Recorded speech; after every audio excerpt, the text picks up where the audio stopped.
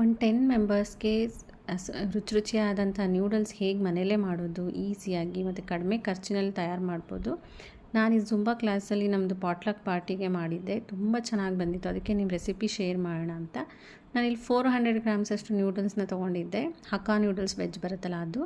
ಇಲ್ಲಿ ಒಂದು ದೊಡ್ಡ ಪಾತ್ರೆಯಲ್ಲಿ ನೀರನ್ನು ಹಾಕಿ ಅದಕ್ಕೆ ಸ್ವಲ್ಪ ಸಾಲ್ಟ್ ಮತ್ತು ಆಯಿಲ್ನ ಹಾಕಿ ಬಾಯ್ಲ್ ಮಾಡೋದಕ್ಕಿಡಿ.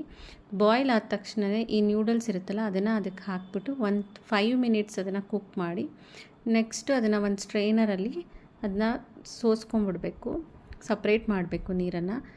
ನೀವು ಮುಟ್ಟು ನೋಡಿದ್ರೆ ಹಿಂಗೆ ನ್ಯೂಡಲ್ ಬ್ರೇಕ್ ಆಗೋಷ್ಟಿರಬೇಕು, ತುಂಬ ಮೆತ್ತಗಾಗೋವರೆಗೂ ಬೇಯಿಸ್ಬೇಡಿ. 5 ಮಿನಿಟ್ಸ್ ಸಾಕು ಅನಿಸುತ್ತೆ. ಆಮೇಲೆ ನೆಕ್ಸ್ಟು ತಕ್ಷಣ ಅದಕ್ಕೆ ತಣ್ಣೀರನ್ನು ಹಾಕ್ಬಿಟ್ಟು ಅದನ್ನು ತಣ್ಣಗೆ ಮಾಡಬೇಕು. ಆಮೇಲೆ 1 ಸ್ಪೂನ್ ಆಯಿಲನ್ನು ನ್ಯೂಡಲ್ಸ್ಗೆ ಹಾಕಿ, ನಾನಿಲ್ಲಿ ಕ್ಯಾಪ್ಸಿಕಮ್, ಕ್ಯಾರೆಟ್ ಹಾಗೂ ಕ್ಯಾಬೇಜು ಮತ್ತು ಗಾರ್ಲಿಕ್ಕು, ಗ್ರೀನ್ ಚಿಲ್ಲಿ ಎಲ್ಲ ಕಟ್ ಮಾಡಿ ಇಟ್ಕೊಂಡಿದ್ದೆ.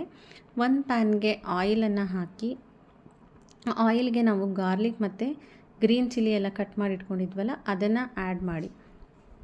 ಗ್ರೀನ್ ಚಿಲ್ಲಿ ಮತ್ತು ಗಾರ್ಲಿಕ್ ಎಲ್ಲ ಸ್ವಲ್ಪ ರೋಸ್ಟ್ ಆದಮೇಲೆ ಈರುಳ್ಳಿ ಮತ್ತು ನಾವು ಹೆಚ್ಚಿಟ್ಕೊಂಡಿರೋಂಥ ಎಲ್ಲ ವೆಜಿಟೇಬಲ್ಸ್ ಹಾಕಿ ತುಂಬಾ ಕುಕ್ ಮಾಡಬಾರ್ದು, ಸ್ವಲ್ಪ ಸಾಫ್ಟ್ ಆಗೋವರೆಗೆ ಅಷ್ಟೇ ಕುಕ್ ಮಾಡಬೇಕು. ಇದಕ್ಕೆ ನಾವು ಸಾಲ್ಟು ಹಾಗೆ ಶೇಜ್ವಾನ್ ಸಾಸ್ ಬರುತ್ತೆ ಅದು 1 ಸ್ಪೂನಷ್ಟು ಸೋಯಾ ಸಾಸ್ ಹಾಗೆ 1 ಸ್ಪೂನಷ್ಟು ವಿನೆಗರ್ ಮಾತ್ರ ಹಾಕಿದ್ದೀನಿ ನಾನು. ಹಾಕ್ಬಿಟ್ಟು ತಕ್ಷಣವೇ ಹೈ ಫ್ಲೇಮಲ್ಲಿ ಅದನ್ನು ಫ್ರೈ ಮಾಡಬೇಕು. ಯಾವುದೇ ಕಾರಣಕ್ಕೂ ಈರುಳ್ಳಿ ಆಗಲಿ ವೆಜಿಟೇಬಲ್ಸ್ ಆಗಲಿ ಜಾಸ್ತಿ ಕುಕ್ ಆಗೋಕ್ಕೆ ಬಿಡಬೇಡಿ. ಕುಕ್ ಆದರೆ ಅದು ಸಾಗಿ ಅಷ್ಟು ಟೇಸ್ಟ್ ಅನಿಸಲ್ಲ. ಆಮೇಲೆ ಟೊಮೆಟೊ ಸಾಸ್ ಕೂಡ ಸ್ವಲ್ಪ ಆ್ಯಡ್ ಮಾಡಿದೆ ಟೇಸ್ಟಿಗೆ. ಹಾಗೆ ತುಂಬ ಲಾರ್ಜ್ ಕ್ವಾಂಟಿಟಿ ನ್ಯೂಡಲ್ಸ್ ಆಗಿರೋದ್ರಿಂದ ನಾವು ಒಂದೇ ಸಲ ಹಾಕಿ ಮಿಕ್ಸ್ ಮಾಡಬಾರ್ದು. ಸ್ವಲ್ಪನೇ ನ್ಯೂಡಲ್ಸ್ನ ಅದಕ್ಕೆ ಆ್ಯಡ್ ಮಾಡಿಬಿಟ್ಟು 2 ಸ್ಪೂನನ್ನು ಯೂಸ್ ಮಾಡಿಕೊಂಡು ಮಿಕ್ಸ್ ಮಾಡ್ಕೊತಾ ಹೋಗಬೇಕು. ನೋಡಿ ಇಲ್ಲಿ ನಾನು ಹೇಗೆ ಸ್ವಲ್ಪನೇ ನ್ಯೂಡಲ್ಸ್ನ ತೊಗೊಂಡ್ಬಿಟ್ಟು ಮಿಕ್ಸ್ ಮಾಡ್ತಾಯಿದ್ದೀನಿ. ಮತ್ತು ಇನ್ನೊಂದು ಏನಂದರೆ ನ್ಯೂಡಲ್ ಬಾಯ್ಲ್ ಮಾಡಿದ ತಕ್ಷಣ ಫ್ರೈ ಮಾಡಿಬಿಡಿ. ನ್ಯೂಡಲ್ಸ್ ಸ್ವಲ್ಪ ಫುಲ್ಲು ತಣ್ಣಗಾಗಬೇಕು, ಆವಾಗ ಮಾಡಿದ್ರೆ ಅದು ನ್ಯೂಡಲ್ಸ್ ಮೆತ್ತಗಾಗಲ್ಲ, ತುಂಬಾ ಬಿಡಿಯಾಗಿ ಚೆನ್ನಾಗಿ ಟೇಸ್ಟಿಯಾಗಿ ಬರುತ್ತೆ. ಸಾಸಸ್ ಎಲ್ಲ ನಿಮ್ಮ ಟೇಸ್ಟ್ ಅಕಾರ್ಡಿಂಗ್ ಆ್ಯಡ್ ಮಾಡ್ಕೊಳ್ಳಿ.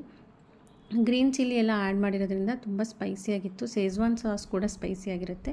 ನೀವು ಇದಕ್ಕೆ ಗ್ರೀನ್ ಚಿಲ್ಲಿ ಸಾಸ್ ಕೂಡ ಹಾಕ್ಕೋಬೋದು, ಇಲ್ಲ ರೆಡ್ ಚಿಲ್ಲಿ ಸಾಸ್ ಕೂಡ ಆ್ಯಡ್ ಮಾಡ್ಕೋಬೇಕು. ನಿಮ್ಮ ಟೇಸ್ಟ್ಗೆ ಹೇಗೆ ನಿಮ್ಗೆ ಇಷ್ಟ ಆಗುತ್ತೋ ಆ ಥರ ಸಾಸ್ಗಳನ್ನ ಆ್ಯಡ್ ಮಾಡ್ಕೊಳ್ಳಿ. ಲಾಸ್ಟಿಗೆ ನಾವಿಲ್ಲಿ ಸ್ಪ್ರಿಂಗ್ ಆನಿಯನ್ನ ಹಾಕಿ ಸ್ವಲ್ಪ ಪೆಪ್ಪರ್ ಪೌಡರನ್ನು ಹಾಕಿದ್ರೆ ರೆಡಿ. ಯಾವುದೇ ರೀತಿ ಟೇಸ್ಟಿಂಗ್ ಪೌಡರ್ನ ನಾನು ಇಲ್ಲಿ ಯೂಸ್ ಮಾಡಿಲ್ಲ.